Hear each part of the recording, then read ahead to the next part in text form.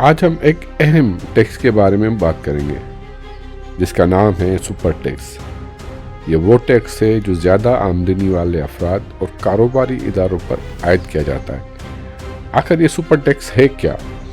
اس کی قانونی حیثیت کیا ہے؟ کن لوگوں پر لاگو ہوتا ہے اور اس کا کیلکولیٹ کیسے کیا جاتا ہے؟ آئیے تفصیل سے سمجھتے ہیں۔ بسم اللہ الرحمن الرحیم۔ السلام علیکم، میں ہوں وسیم حمید محمود۔ ویڈیو میں آگے جانے سے پہلے میری کائنڈلی ریکویسٹ ہے کہ آپ میرا چینل سبسکرائب کریں، لائک دیں۔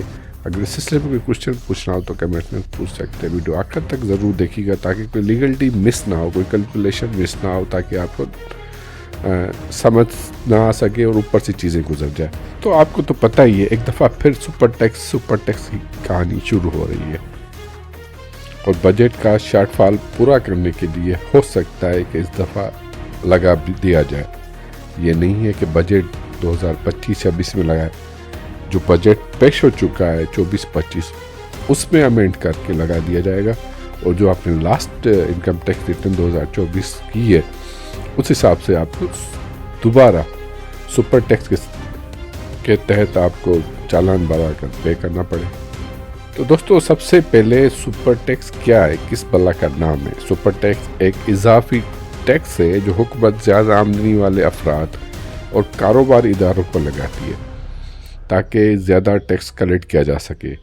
یہ ٹیکس موسٹلی مالیاتی خسارہ کم کرنے اور سوشل سیکورٹی جیسے ایجوکیشن، ہیلتھ یا ترقیاتی منصوبوں کے لیے مالی وسائل پیدا کرنے کے لیے عائد کیا جاتا ہے۔ بزا اس لیے نہیں کیا جاتا کہ 1001 گاڑیاں لائی جائے، انہوں نے لے لی، وہ پیسے گئے۔ سپر ٹیکس کی قانونی حیثیت کیا ہے؟ سپر ٹیکس کا قانونی اسٹرکچر انکم ٹیکس آرڈیننس 2001 کے تحت واضح کیا گیا۔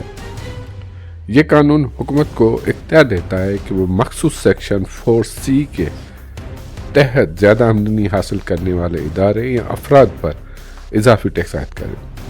تاہم اس ٹیکس کے خلاف کئی عدالتوں میں چیلنج کیا گیا، جس میں اسلام آباد high court, Lahore high court اور سندھ ہائی کورٹ کے مختلف فیصلے سامنے آئے۔ بعض عدالتوں نے اس ٹیکس کے مخصوص حصے کو غیر آئینی قرار دیا، مگر مجموعی طور پر ٹیکس قانونی طور پر نافذ العمل ہے۔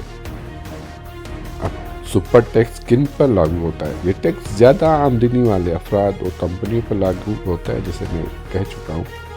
وہ افراد اور وہ کمپنیاں جن کی آمدنی 150 ملین روپے سے زیادہ ہو، وہ سپر ٹیکس کے دائرے میں آتے ہیں۔ کچھ مخصوص صنعتوں کے اس کا اطلاق زیادہ شرح سے ہوتا ہے، جیسے بینکنگ سیکٹر، آئل گیس کمپنیاں، cement industry, textile, pharmaceutical company, cigarette, تمباکو کی انڈسٹری۔ سپر ٹیکس کی جو ریٹ ہے اور کیلکولیشن جو ہے وہ مختلف حساب سے ہے۔ یہ میں آپ کو چارٹ سامنے رکھ دیتا ہوں، جس میں 150 ملین سے 200 تک 1% ہے، 200 ملین سے لے کر 250 ملین تک 2% ہے، 250 سے 300 تک 3% ہے، پھر 300 سے 350 4% ہے۔ اس طرح سے اگر 500 ملین سے زیادہ ہو تو 10% جو ہے سپر ٹیکس لاگو ہو سکتا ہے۔ دوستو، سپر ٹیکس کا ایک ایسا مالیاتی اقدام ہے، اسٹیپ ہے، جو حکومت زیادہ آمدنی والے افراد اور کاروباری اداروں سے اضافی ٹیکس کلیکٹ کرنے کے لیے استعمال کیا جاتا ہے۔ تاہم اس کے نفاذ پر بحث جاری ہے۔ اگر آپ بھی اس کے بارے میں مزید جاننا چاہتے ہیں یا اپنی آمدنی پر سپر ٹیکس کے اثرات کو سمجھنا چاہتے ہیں تو کسی ٹیکس ماہر سے ضرور مشورہ کریں۔ یہ بھی اس کے امکان موجود ہے کہ آپ نے انکم کتنی بھی شو کی ہو سکتا ہے جو آپ کے اسیٹ سے، جس کو یہ ویلتھ ٹیکس بھی کہتے ہیں، اس اسیٹ پر بھی یہ ٹیکس لگا سکتے ہیں۔ یہ وقت ہی بتائے گا۔ تو آج کی ویڈیو آئی ہوپ کہ آپ کو پسند آئی ہوگی۔ اس سے ریلیٹڈ کوئی کوشچن ہو تو کمنٹس میں پوچھ سکتے ہیں۔ اللہ حافظ۔